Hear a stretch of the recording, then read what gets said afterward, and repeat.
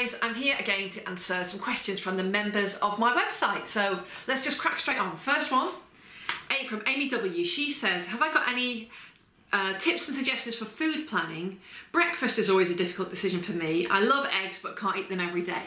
Okay, I made a video previously about food planning and I think I gave some tips on that in there. So I'll put a link to that below this clip in the comments section so you can see that for some extra advice. But on the subject of breakfast, I always try and get people out of the mindset of thinking that there are only particular breakfast foods that we can eat. I'm sure that we've been conditioned into this by probably cereal manufacturers over the years.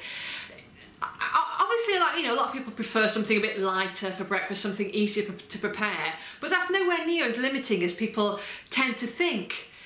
There's absolutely nothing wrong with having the same meals that you have for lunch and dinner for breakfast. There's nothing wrong with having a salad for breakfast.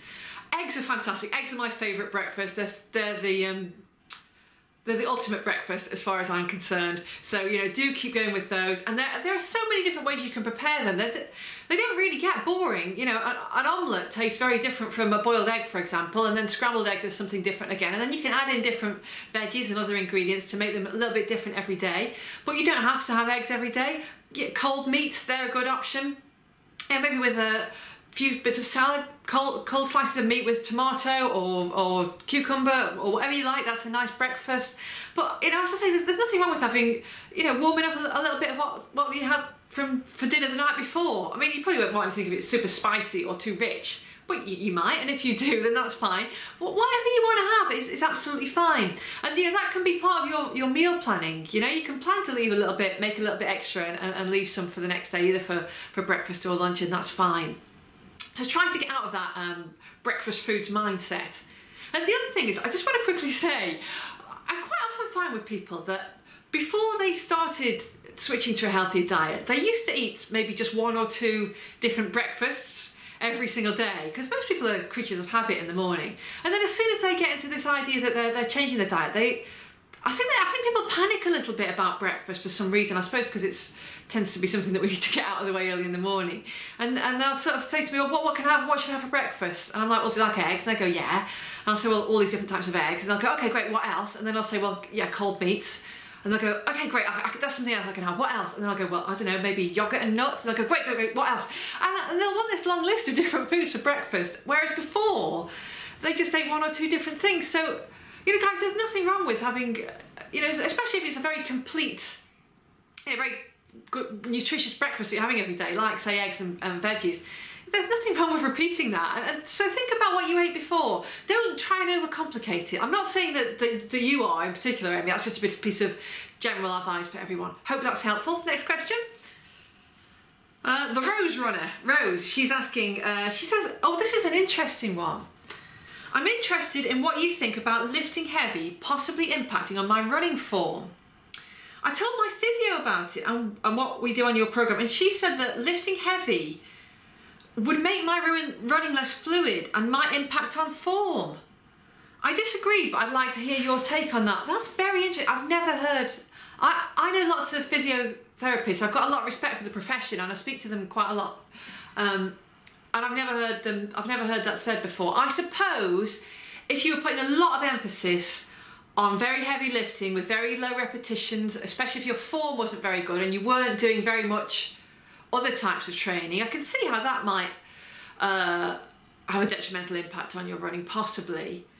But really, the vast majority of physiotherapists I speak to say strength training is great. The main problem with most runners is they don't do enough of it.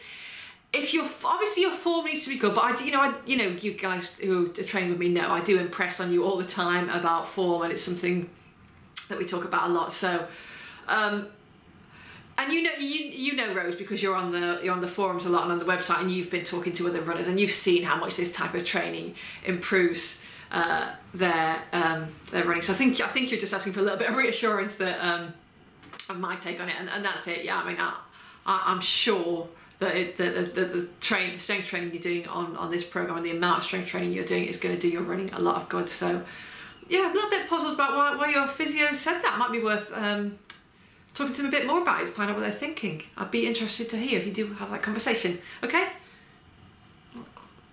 Sip of tea. Next question.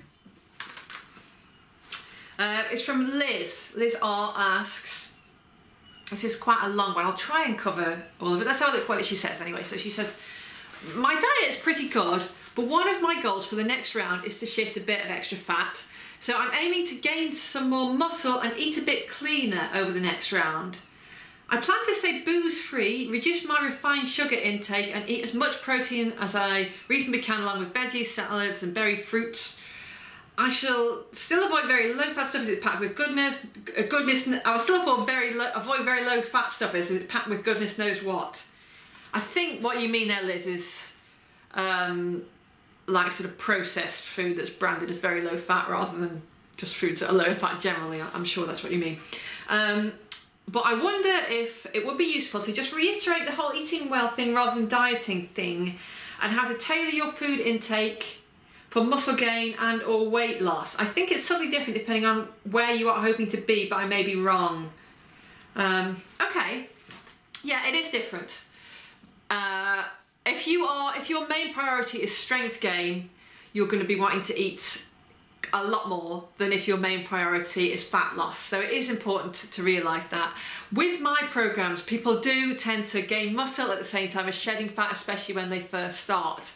But the main priority for most people is fat loss, so that's where we focus. That's what we focus on, and that tends to be, when I give general dietary advice to the whole group, it tends to be along the lines of if your main goal is fat loss. And to a certain extent, you are going to have to pick one of those two. So, you know, it's probably something for you to think about there, Liz, is whether you are more interested in gaining that strength, that muscle, or whether you are more interested in stripping back the fat, because to a certain extent, one could be detrimental to the other, if you know what I mean. Because to shed that fat, obviously you need to be in a deficit.